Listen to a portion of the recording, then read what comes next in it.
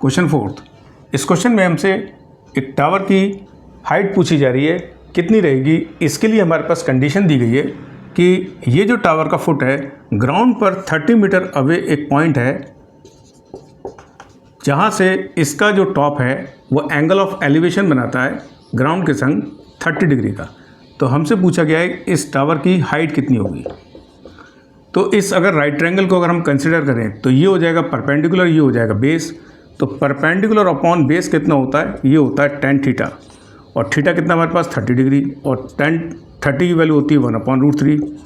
तो h/30 इसको इधर शिफ्ट कर देंगे तो h इजिकल्स टू आएगा 30/√3। इसको रेशलाइज कर देंगे तो √3 से ऊपर नीचे मल्टीप्लाई, √3 इंटू √3 3 हो जाएगा, 3 से कट जाएगा 10 टाइम्स, तो h इजिकल्स टू आएगी tan√3 metre. This is your answer.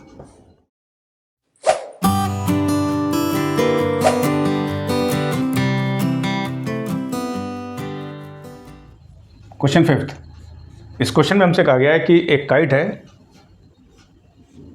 जो कि ग्राउंड से 60 मीटर ऊपर फ्लाई कर रही है, और उस समय इसकी स्ट्रिंग को किसी पॉइंट से ग्राउंड पर टाइटली अटैच कर दिया गया है, यानी there is no slack in the string.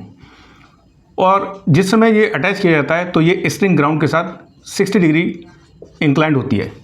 तो हमसे पूछा जा रहा है find the length of the string, ये हमें निकालना है। तो ये कैसा ट्रायंगल है, राइट एंगल ट्रायंगल है। ये हो जाएगा परपेंडिकुलर, तो ये हो जाएगी हाइपोटेनियस।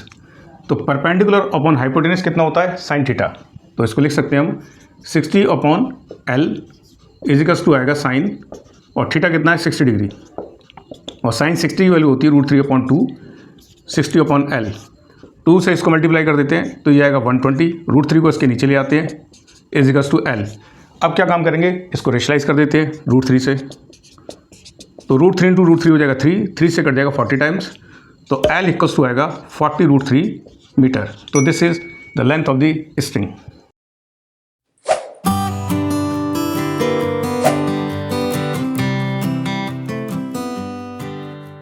बिल्डिंग दी है जिसकी हाइट है 30 मीटर, और कुछ डिस्टेंस पर एक लड़का खड़ा है जिसकी हाइट है 1.5 मीटर। ये लड़का बिल्डिंग के टॉप के साथ एंगल ऑफ एलिवेशन बनाता है 30 डिग्री का, और जब ये लड़का इस बिल्डिंग की ओर मूव करता है कुछ डिस्टेंस, तो उस समय ये लड़का इस बिल्डिंग के टॉप के साथ 60 डिग्री का एंगल बनाता है। तो हमसे पूछा जा रहा है इस लड़के ने यहाँ से यहाँ तक कितनी डिस्टेंस कवर करी। ये डिस्टेंस है 1.5, ये डिस्टेंस भी हो जाएगी 1.5, ये पूरी है 30, तो यहाँ से यहाँ तक मेरे पास डिस्टेंस आएगी 28.5। तो उसके हिसाब से हमारे पास दो ट्रायंगल होंगे। तो पहला ट्रायंगल 28.5 और बेस मान लेते हैं x/x। tan 60 की वैल्यू होती है √3, तो इसके हिसाब से x हमें मिलेगा 28.5/√3। रेशलाइज करके हमें मिलेगा 9.5√3, क्योंकि √3 से ये कट जाएगा 9.5 टाइम्स। अब हम बड़ा वाला ट्रायंगल कंसिडर करेंगे, इसमें दिखाई देगा 28.5, और इसका बेस सपोज कर लेते हैं y/y।